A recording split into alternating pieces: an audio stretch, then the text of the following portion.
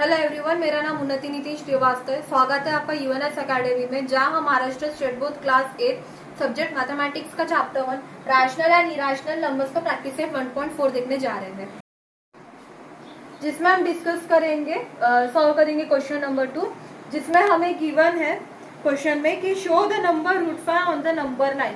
सो हमें √5 को number line पे शो करना है। सो √5 को नंबर लाइन पे शो करने से पहले हम एक रफ स्केच बनाएंगे।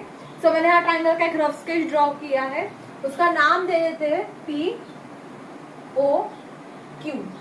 POQ मैंने नाम दिया है। अब जैसा एग्जांपल्स में मैं आपको एक्सप्लेन कर रही थी कि हमें √5 ऑलरेडी गिवन है, तो √5 क्या हो जाएगा, यहाँ पर हाइपोटेनियस की वैल्यू हमें गिवन है, तो यहाँ हम लिख देंगे √5। ठीक है, तो √5 हमारा हाइपोटेनियस हो गया। अब क्या करेंगे, हमें बेस और हाइट मालूम है क्या, बेस और हाइट से हम टोटली अनफैमिलियर है, तो इसके लिए हम क्या करेंगे, पाइथागोरस थ्योरम लगाएंगे। ठीक है, so by PGT stand for Pythagoras theorem OP² is equals to PQ² plus OQ²। ठीक है, उसके बाद में OP की वैल्यू कितनी दी थी, हमें √5 दी थी, इसलिए √5² इज इक्वल्स टू, ये रफ कैलकुलेशन है पूरी। ठीक है, so √5² is equals to PQ² plus OQ²। So √5, so 5 is equals to length PQ² plus length OQ²।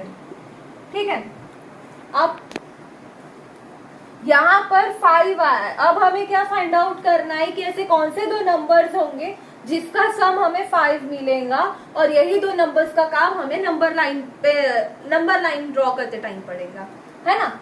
सो क्या है, PQ² and OQ² is equals to 5।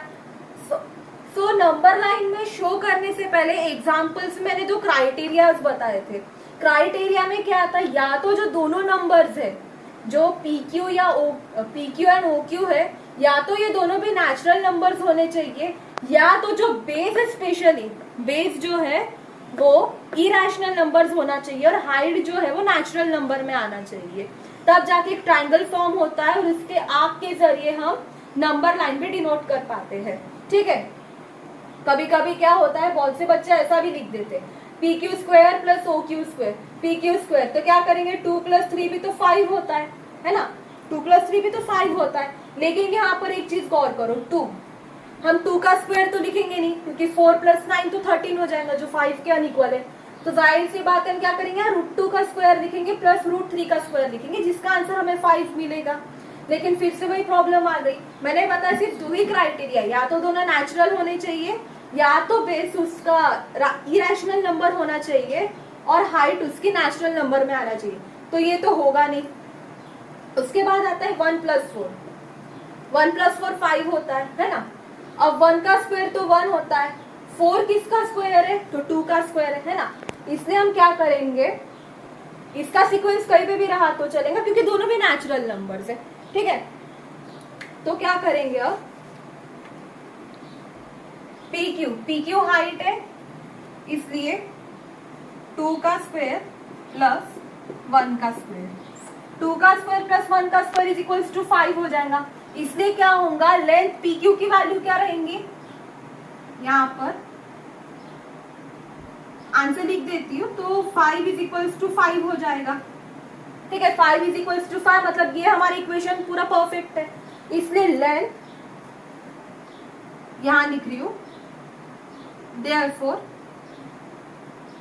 Length PQ is equals to 2। यहाँ 2 का square नहीं लिखना है, यहाँ पे सिर्फ 2 का स्क्वायर है ना, तो सिर्फ यहाँ 2 ही लिखना है आपको। So length PQ is equals to 2 and length OQ is equals to 1।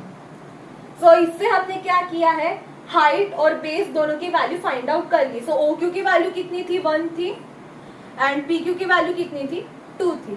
ठीक है, यहाँ तक क्लियर हो गया। तो यहाँ तक पहले लिख लीजिए पूरा, फिर हम नेक्स्ट स्टेप में इसका डायग्राम ड्रॉ करेंगे।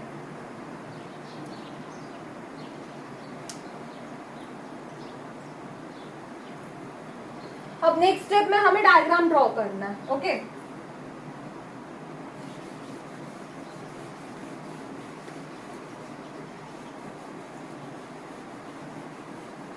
ये रफ स्केच को रफ नहीं करना है बिल्कुल भी, यानी मिटाना नहीं है, क्योंकि इसी का काम हमें डायग्राम में पड़ेगा।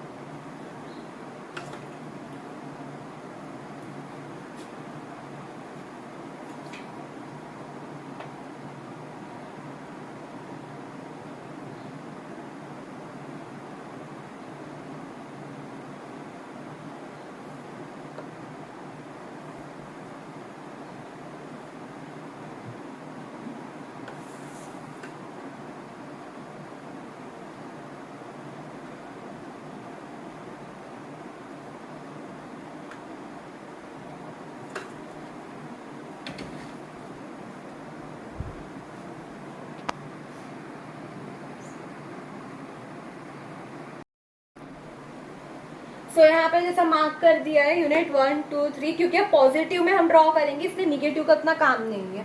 ओके, सो अब हमें बेस कितना गिवन है, 1। सो बेस, ये बेस 0 to 1 के बीच में कितना यूनिट है, 1 यूनिट। ओके, अब इसी के ऊपर हम क्या करेंगे, 1 के ऊपर ही हम अब हाइट ड्रॉ करेंगे। हाइट कितनी गिवन है, 2 यूनिट्स गिवन है। सो 1 यूनिट एंड 1 यूनिट, तो यहाँ पर 2 यूनिट्स की हाइट बनेगी 1 के ऊपर।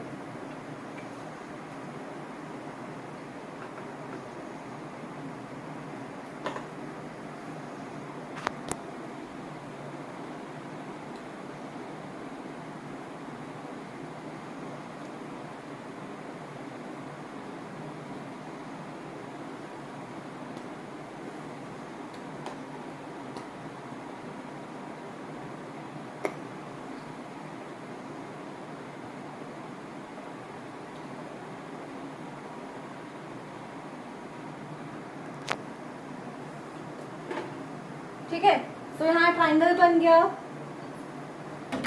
यहाँ नीचे मेंशन कर देना है। ठीक है, यहाँ पहले नेम लिख दो, ओ पी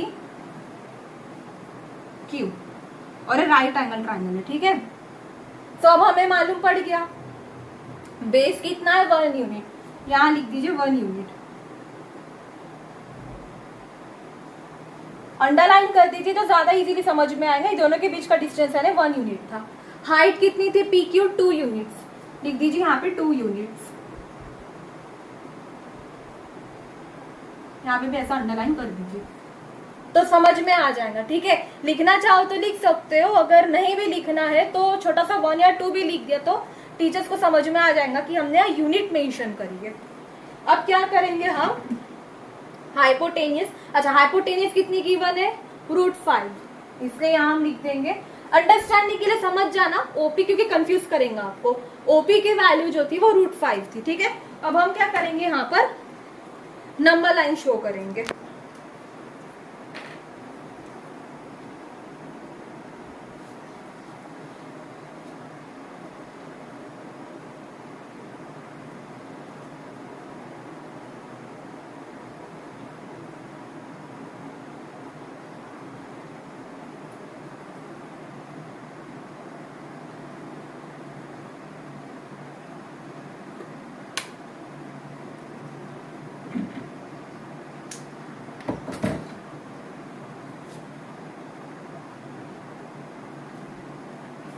तो यहाँ पर हमें आंसर मिल जाएगा √5।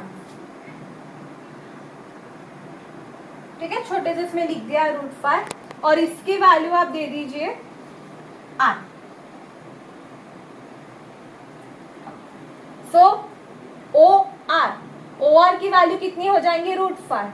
ठीक है, तो यहाँ तक क्लियर हो गया। अगर कंफ्यूजन होती है ना √5 कैसे, तो एक चीज याद रखना, एक चीज माइंड में आपको बिठा देनी है, 2 का स्क्वायर 4 होता है, तो ऑब्वियस बात है √5 जो है वो बाद ही में आएगा, 2 के बाद में आएगा। ओके, अब देखिए √5 डिस्टेंस हमें मिल गया, OR की वैल्यू कितनी थी, यहाँ लिख दीजिए OR इज इक्वल्स टू √5। तो length OR is equals to √5 हो जाएगा, ऐसा लिख दीजिए √5। ठीक है, लेंथ OR, ये लेंथ OR अब किसके इक्वल है, लेंथ OP के इक्वल है। So length OP is also equals to √5। इसका मीनिंग क्या होगा, लेंथ OR और लेंथ OP दोनों इक्वल रहेंगे। अब क्यों इक्वल रहेंगे, ये देखो, हमने यहाँ से सर्कल बनाया, यहाँ से हमने आर्क ड्रॉ की थी। सो जो OP रहेगा और OR रहेगा, दोनों भी रेडा ऑफ द सेम सर्कल है, क्योंकि सर्कल को पूरा कंप्लीट करो तो आपको रियलाइज होगा कि ये जो लेंथ OP है ना, ये हमारी रेडियस है, इसलिए length OP is equals to length OR because they both are the radii of the same circle. ठीक है, यहाँ रीजन भी लिख देती हूँ, यहाँ तक, पहले यहाँ तक लिख लीजिए, फिर ऊपर आपको इसका रीजन लिख के दे दूंगी। ठीक है, मैं इसे रफ कर देती हूँ, ये नोट कर लिया है ना, तो इसे पहले नोट कर लीजिए, फिर रफ कर देती हूँ।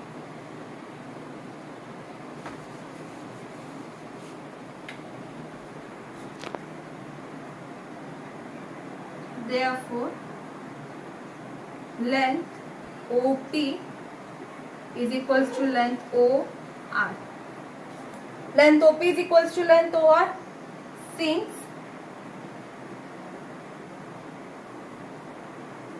radii of same circle. So इसी के साथ हमने हमारा सेकंड क्वेश्चन भी कंप्लीट कर लिया है।